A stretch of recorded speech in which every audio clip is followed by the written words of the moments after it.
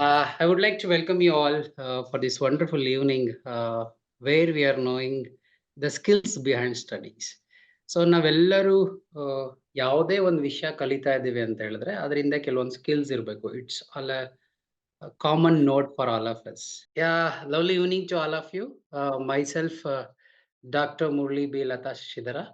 I'm India's best fingerprint analyst awardee. So ಇದುವರೆಗೂ ಒಂದು 4,500 ಇಂಡಿವಿಜುವಲ್ಸ್ಗಳ ಜೊತೆ ವರ್ಕ್ ಮಾಡಿದ್ದೀನಿ. From the age 1 to 93 years ತನಕ ನಾನು ಫಿಂಗರ್ ಪ್ರಿಂಟ್ ಅನಾಲಿಸಿಸ್ ಸರ್ವಿಸ್ ಮಾಡೋದ್ರ ಮೂಲಕ ನಾನು ಸರ್ವಿಸಸ್ ಮಾಡಿದ್ದೀನಿ. So basically every one are unique ಅಂತ ನಮಗೆ ಗೊತ್ತಿದೆ. ಸೊ ಆ ಯೂನೀಕ್ ನೇಚರ್ಸ್ ಏನು ಅಂತ ನಮಗೆ 100% ಕ್ಲಾರಿಟಿ ಇದೆ. ಸೊ ಫ್ರಮ್ ದ ಚೈಲ್ಡ್ಹುಡ್ ಇಂದ ನಮ್ಮ ತಂದೆ ತಾಯಿ ನಮ್ಮನ್ನ ಯಾವ ರೀತಿ ಬೆಳೆಸಿರ್ತಾರೆ, ಟೀಚರ್ಸ್ ಏನ್ ಹೇಳಿರ್ತಾರೆ, ಅಥವಾ ಮೀಡಿಯಾಗಳಿಂದ ನಾವೇನ್ ಕಲ್ತಿರ್ತೀವಿ, ಅಥವಾ ನಮ್ದು ಓನ್ ಎಕ್ಸ್ಪೀರಿಯನ್ಸ್ ಏನಿದೆ, ನಾಲೆಡ್ಜ್ ಏನ್ ಗೇನ್ ಮಾಡಿದೀವಿ, ಇದ್ರ ಎಲ್ಲದನ್ನ ಬೇಸ್ ಆಗಿ ಇಟ್ಕೊಂಡು ದಿಸ್ ಇಸ್ ಮೀ ಅನ್ನೋ ಒಂದು ಫೀಲಿಂಗ್ ಇರುತ್ತೆ ನನಗೆ. ಸೊ ಇವಾಗ ನನ್ನ ರಿಸರ್ಚ್ ಏನ್ ಹೇಳ್ತಾ ಇದೆ ಅಂದ್ರೆ, any individual if they are knowing about them self, it would be only 30% ತನಕ. ರೆಸ್ಟ್ ಆಫ್ ದ 70% ನಾವೇನ್ ಮಾಡ್ತೀವಿ, ಫಿಂಗರ್ ಪ್ರಿಂಟ್ ಅನಾಲಿಸಿಸ್ ಮೂಲಕ ಅವರ ಯೂನೀಕ್ ನೇಚರ್ಸ್ಗಳನ್ನ ರಿವೀಲ್ ಮಾಡಿ. The same way one of the concept is studies ಬಗ್ಗೆ. ಆ ಸ್ಕಿಲ್ಸ್ ಅನ್ನೋದು ಏನೇನೆಲ್ಲ ಇದೆ ಸ್ಟಡೀಸ್ ಬಗ್ಗೆ, ಈ ವಿಷಯಗಳನ್ನ ತಿಳ್ಕೊಂಡ್ರೆ ಸ್ಟಡೀಸ್ ಮಾಡುವಾಗ ನಮ್ಗೆ ಸ್ಟಡೀಸ್ ಮೇಲೆ ಇರುವಂತ ಇಂಟ್ರೆಸ್ಟ್ ಕಡಿಮೆ ಆಗಲ್ಲ, ಅಥವಾ ನಾವ್ ಯಾವುದೇ ಒಂದು ಸ್ಟಡೀಸ್ ನ ಮಾಡಬೇಕಾದ್ರೆ ಡಿಫಿಕಲ್ಟೀಸ್ಗಳನ್ನ face. So let's this session go with the interactive way so that you can really add value to this program ಅಂತ ಹೇಳಕ್ಕೆ ಇಷ್ಟಪಡ್ತೀನಿ. So by asking you a question, so studies ಮಾಡಬೇಕಾದ್ರೆ there are basically skills ಅಂತ ಕರಿತೀವಿ. Which are those skills according to you? Can anybody try for it? Which are the 3 basic skills for any learning or studies part? I'll give you very minimum time, minimum 5 seconds, so that if you answer, that's good, or else let me go with that. Yeah, focus. Okay, very good.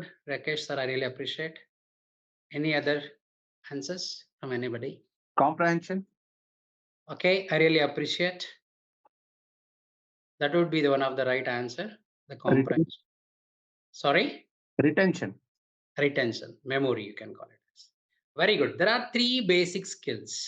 So ಈ 3 basic skills ಯಾವ್ದು?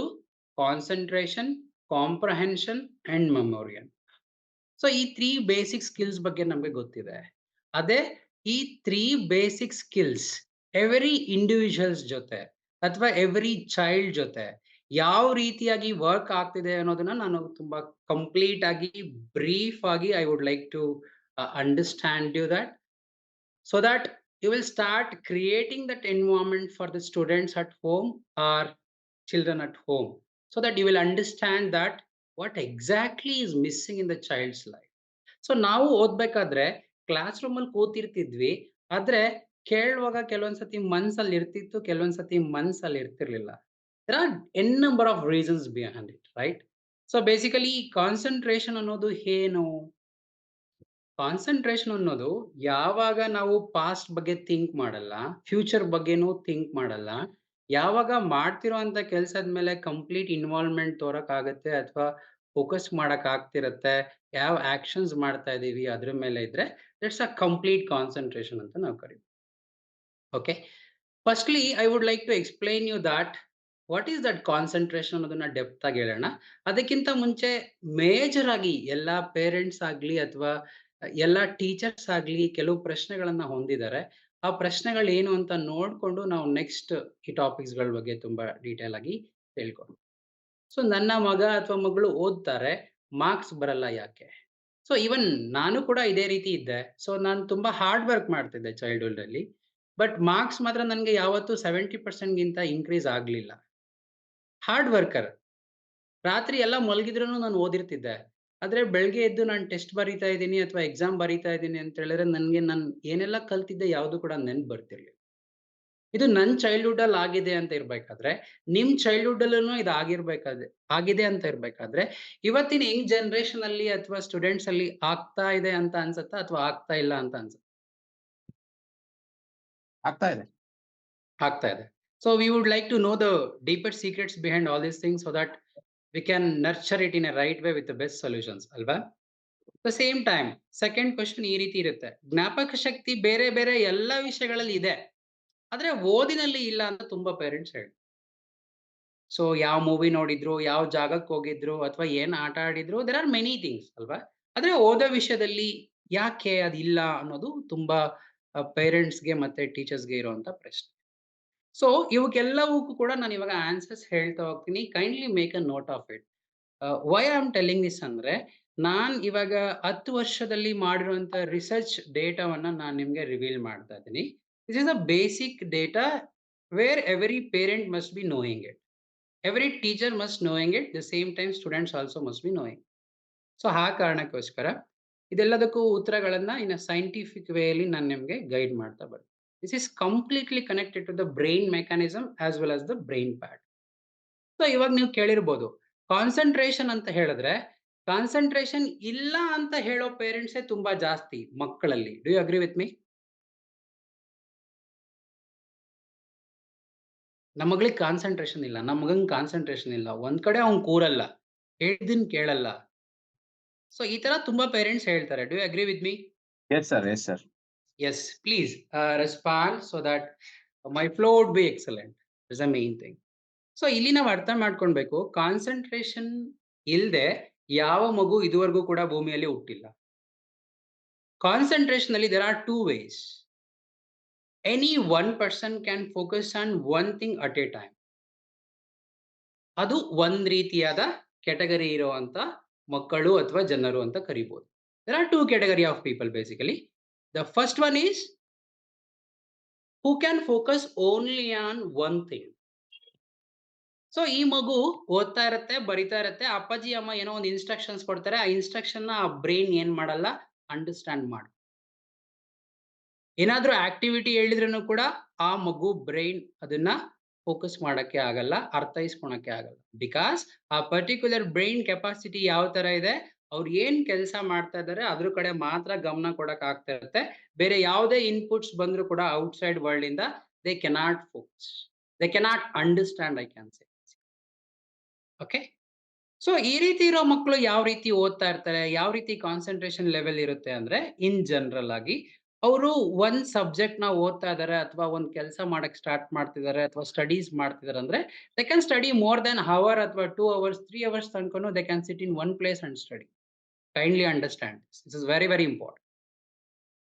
And there is a second category of the children. They would be like this, who can focus on multiple things. Okay? ಇವ್ರು ಒಂದೇ ವಿಷಯ ಕಲಿಯುವಾಗ ಅಥವಾ ಬರೆಯುವಾಗ ಬೇರೆ ಬೇರೆದ್ರ ಕಡೆ ತುಂಬಾ ಫೋಕಸ್ ಮಾಡ್ತಾರೆ.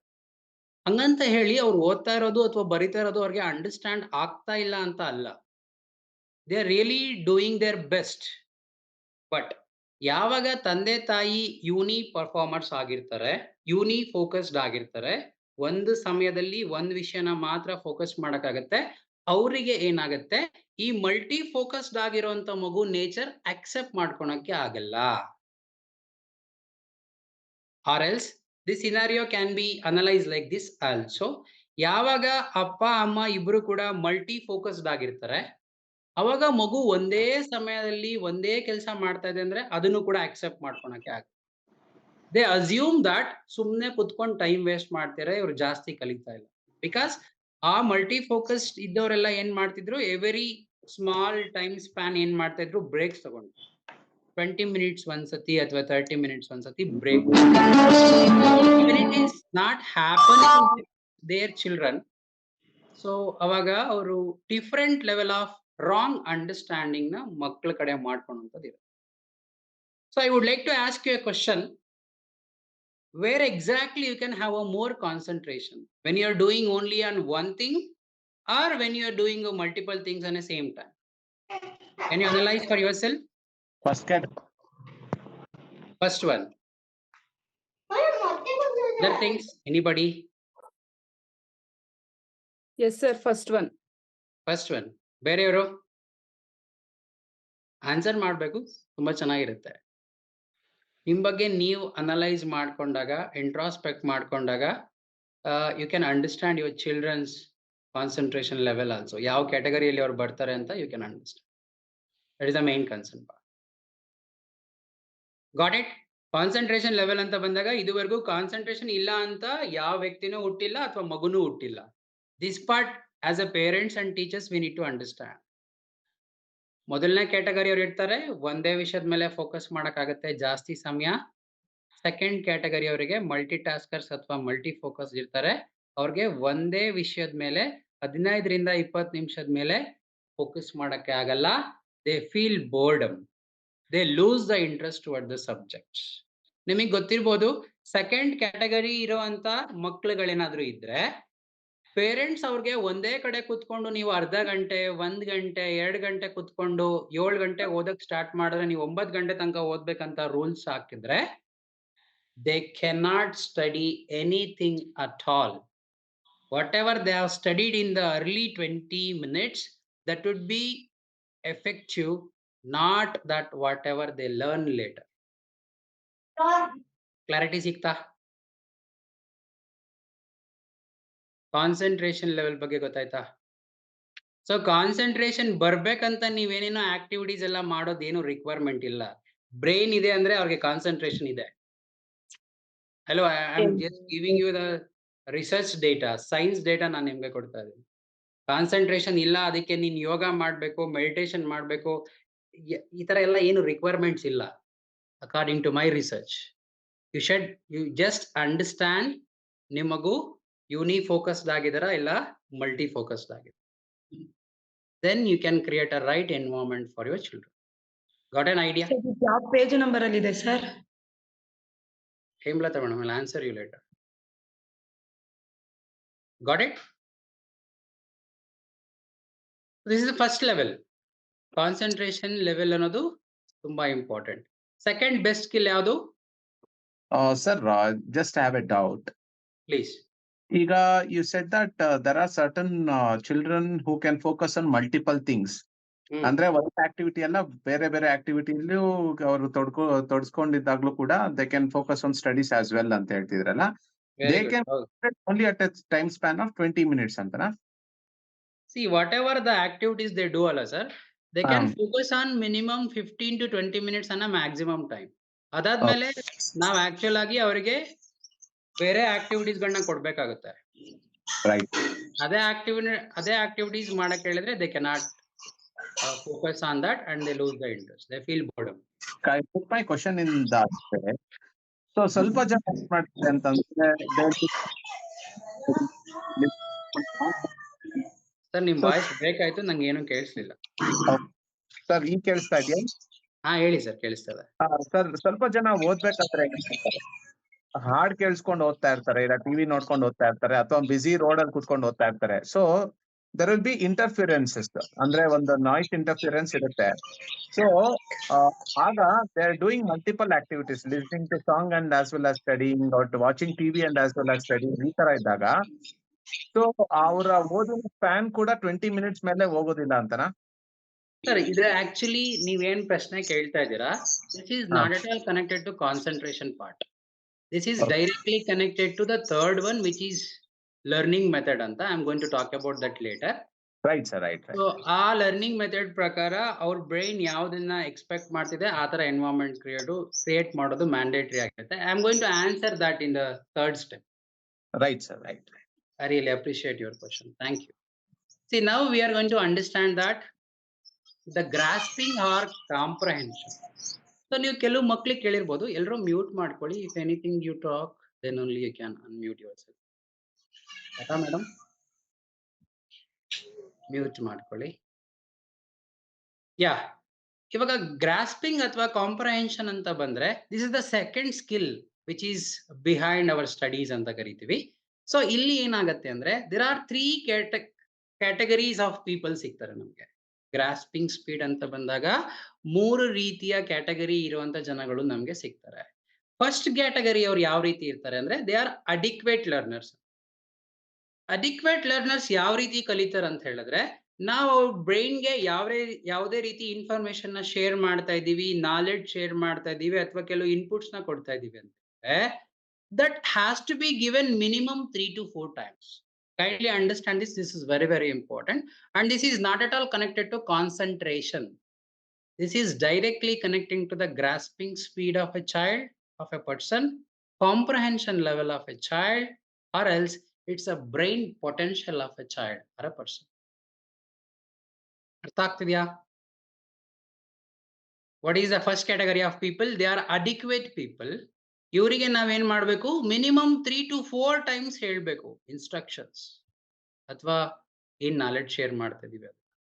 ಅಲ್ಲಿ ತನಕ ಆ ಪರ್ಟಿಕ್ಯುಲರ್ ಬ್ರೈನ್ ಯಾರು ಏನ್ ಹೇಳಿದ್ರು ಕೂಡ ಸುಮ್ನೆ ಹೂ ಅಂತ ಹೇಳುತ್ತೆ, ಆದ್ರೆ ಅವ್ರು ಏನನ್ನೂ ಅರ್ಥ ಮಾಡ್ಕೊಂಡಿರಲ್ಲ.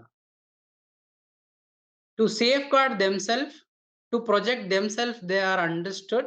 That's the reason they say yes. But ನೀವು ನೆಕ್ಸ್ಟ್ ಟೈಮ್ ಕೇಳುವಾಗ ಅವ್ರಿಗೆ ಏನು ಅರ್ಥ ಆಗಿರಲ್ಲ. ಕ್ಲಾರಿಟಿ ಸಿಕ್ತಾ?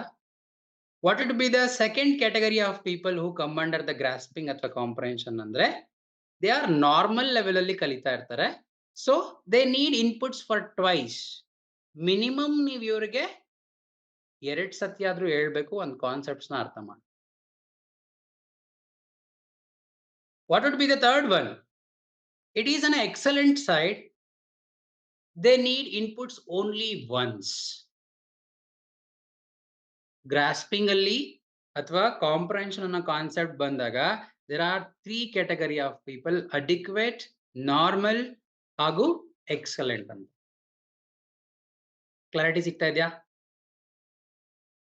Yes, sir. So now you need to analyze for yourself for a while where exactly you fall in. That too basically wherever you are learning something new things in your life. ಹೊಸ ಹೊಸ ವಿಷಯಗಳನ್ನ ಕಲಿಯುವಾಗ ನೀವು ಯಾವ 3 ಕ್ಯಾಟಗರಿಯಲ್ಲಿ ಇರ್ತೀರಿ, ಯಾವ ಕ್ಯಾಟಗರಿಯಲ್ಲಿ ನಿಮ್ದಿರುತ್ತೆ? Can you answer for a while so that I believe and understand that I am conveying you rightly? Come on, I'm expecting your answers. Sir, I think I can grade depending upon the topic. Like if it is a technical topic, I would rate myself as normal or adequate. And somewhere which I can visualize or which is easily to be understood, I think I can grade up to excellent level. Very good. I really appreciate your answers. Next, anybody? Okay, I really appreciate that what you are not answering here. It's okay. Until unless as an adult means as a father or a mother or a teacher, when I don't know about my comprehension level, I cannot understand or find out my child's or student's grasping level. I usually simply complain and blame a child. ನಾನು ಹೇಳ್ಕೊಡ್ತಾ ಇದೀನಿ ನಿನ್ಗೆ ಅರ್ಥ ಆಗ್ತಾ ಇಲ್ಲ, ನಾನು ಹೇಳ್ಕೊಡ್ತಾ ಇದೀನಿ ನಿನ್ಗೆ ಅರ್ಥ ಆಗ್ತಾ ಇಲ್ಲ. ಸೊ ಮಗುಗೆ ಅಡಿಕ್ವೇಟ್ ಲೆವೆಲ್ ಅಲ್ಲಿ ಇದ್ರೆ ನೀವು 4 ಸತಿ ಹೇಳ್ಕೊಡ್ಬೇಕಾಗಿತ್ತಲ್ಲ, ನೀವು ಹೇಳ್ಕೊಟ್ಟಿದ್ 2 ಸತಿ. ಆದ್ರೆ we blame the child.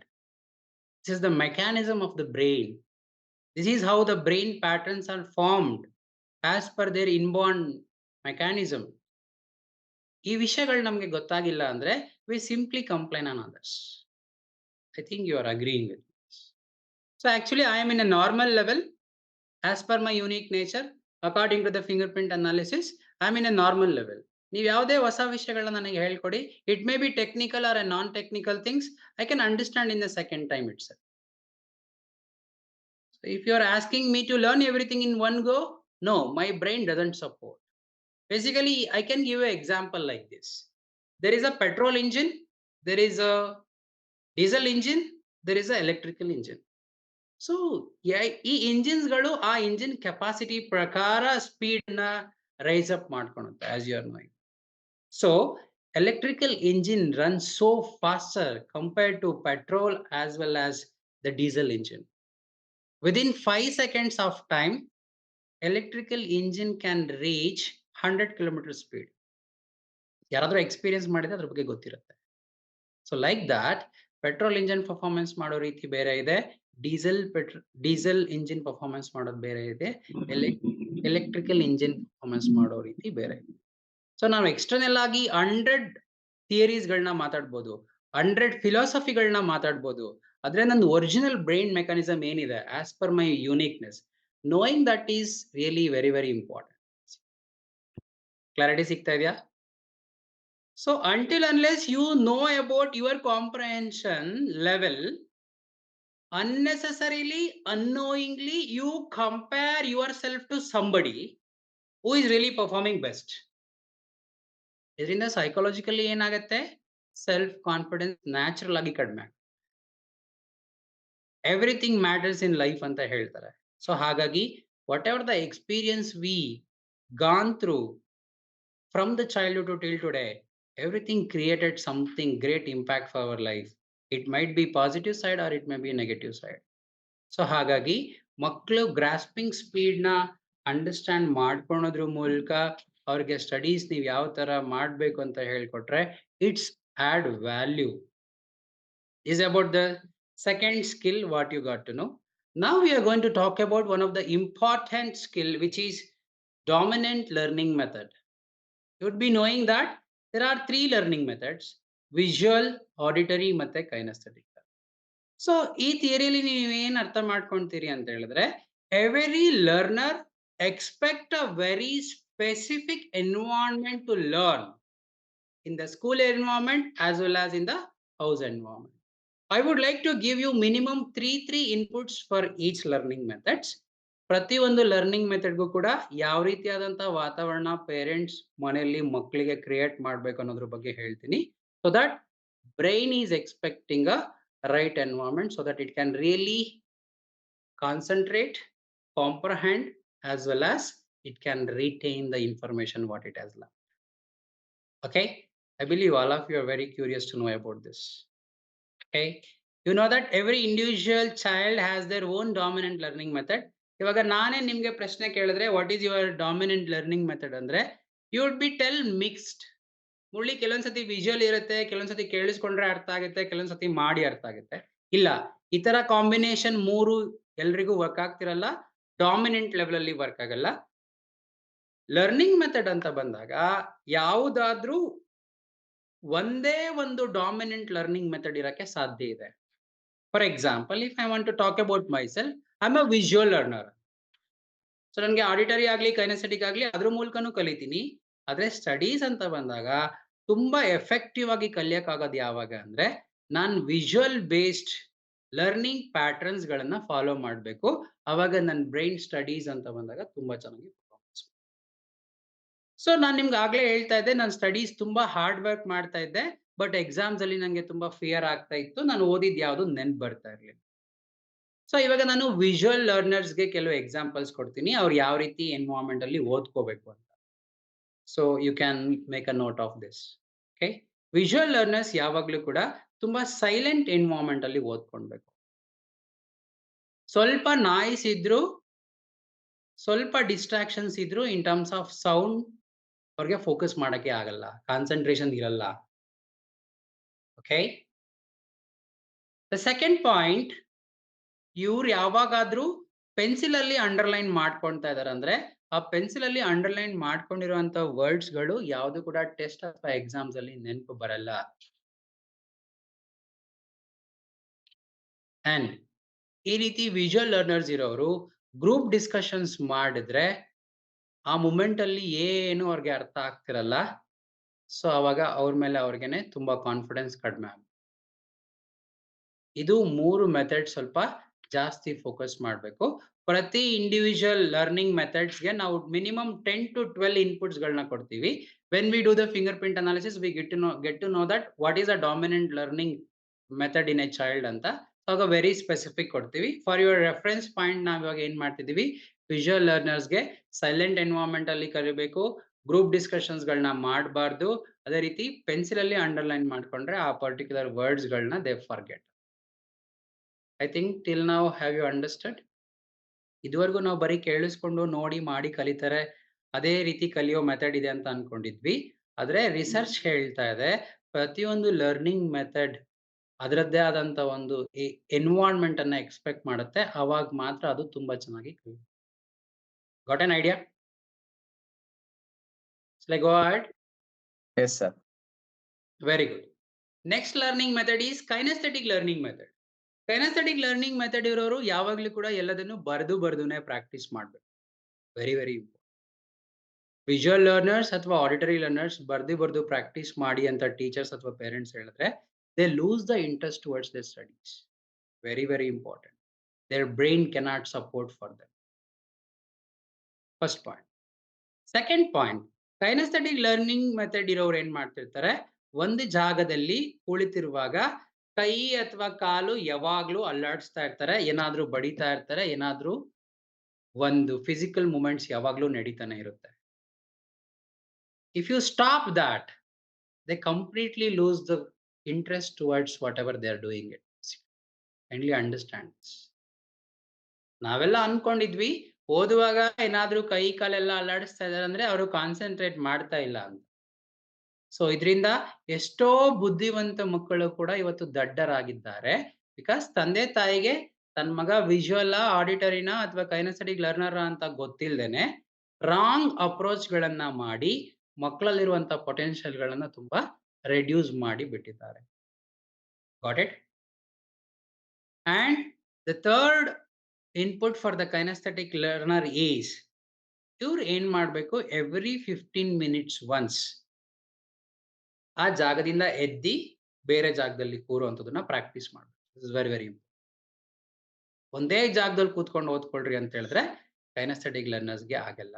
So that physical movements ಜಾಸ್ತಿ ಆಗ್ತಾ ಇದ್ರೆ they able to focus. Got an idea for the kinaesthetic learners? Let me repeat the points. ಮೊದಲನೇದು ಅವರು ಬರ್ದು ಪ್ರಾಕ್ಟೀಸ್ ಮಾಡಬೇಕು. ಎರಡನೇದು ಎವ್ರಿ 15 minutes ಒಂದ್ಸತಿ ಅವರು ಗ್ಯಾಪ್ ತಗೊಳ್ತಾ ಇರಬೇಕು. ಮೂರನೇ ಪಾಯಿಂಟ್, ಅವ್ರು ಓದುವಾಗ ಏನಾದ್ರೂ ಫಿಸಿಕಲ್ ಮೂಮೆಂಟ್ಸ್ ಆಗ್ತಾ ಇದ್ರೆ you must allow them to do it. Clarity ಸಿಗ್ತಾ about the kinaesthetic learners? There are other 9 to 10 points I am not mentioning here because the time constraint. Till now okay? Shall I go ahead? Yes, sir. Very good. Thank you for your confirmation. Auditory learners ಬಗ್ಗೆ ನಾನು ಇವಾಗ ಮಾತಾಡ್ತೀನಿ. Auditory learners ಯಾವಾಗ್ಲೂ ಓದುವಾಗ ಬಾಯ್ ಬಿಟ್ಟು ಓದ್ಕೊಳ್ಬೇಕು. ಮನ್ಸಲ್ಲಿ ಓದ್ಕೊಂಡ್ರೆ ಅರ್ಥ ಆಗಲ್ಲ. First point. ಸೆಕೆಂಡ್ ಪಾಯಿಂಟ್, ಇವ್ರಿಗೆ ಗ್ರೂಪ್ ಡಿಸ್ಕಷನ್ಸ್ ತುಂಬಾ ಚೆನ್ನಾಗಿ ವರ್ಕ್ ಆಗುತ್ತೆ.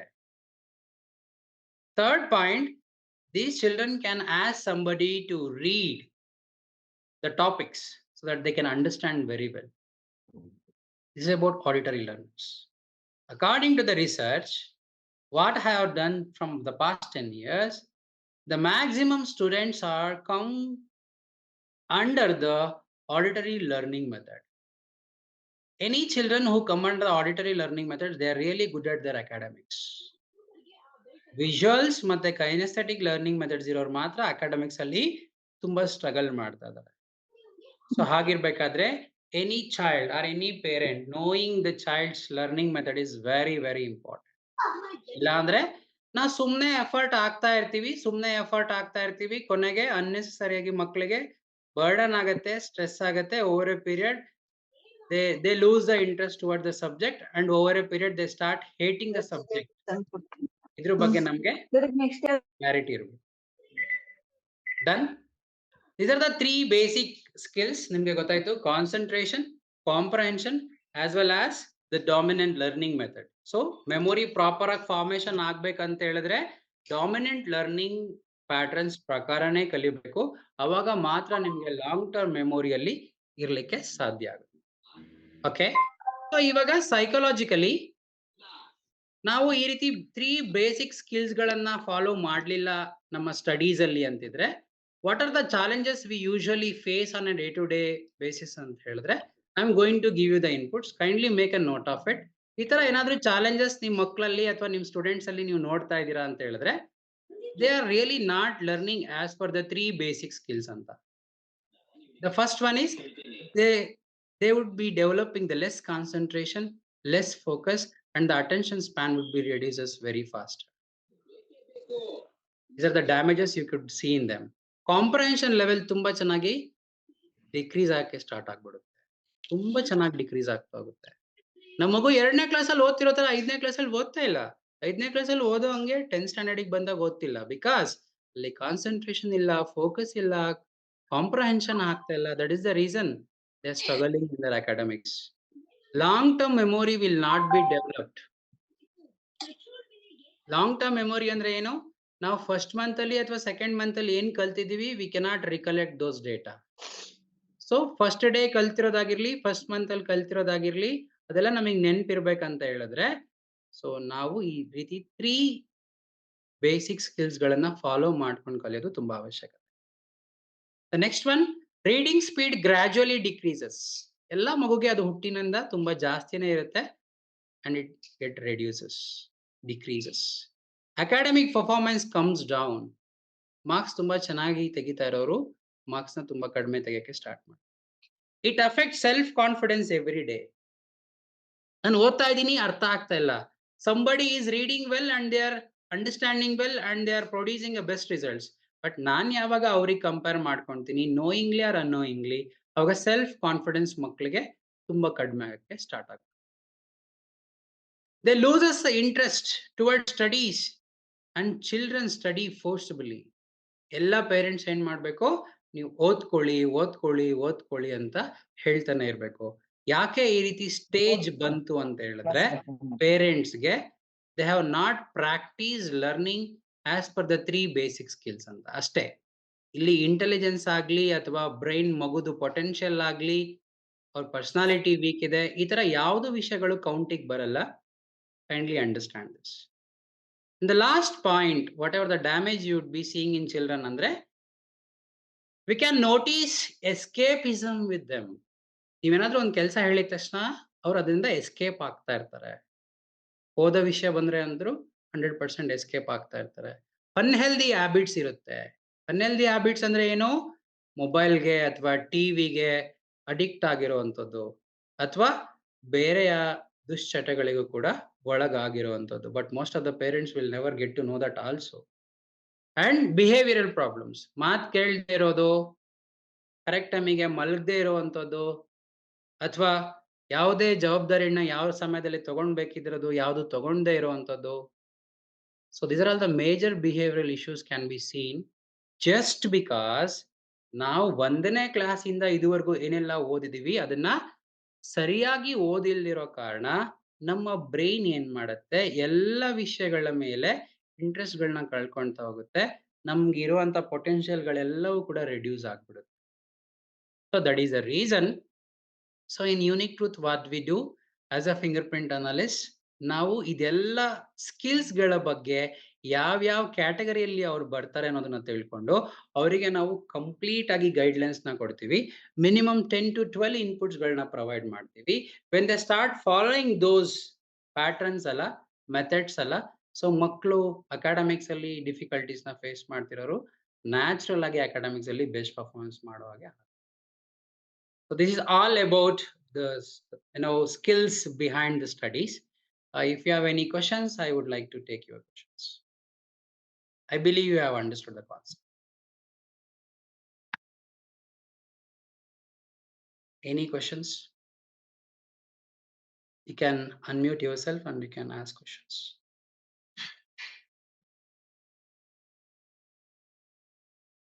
No Sir, question? I have a doubt. Yeah, please.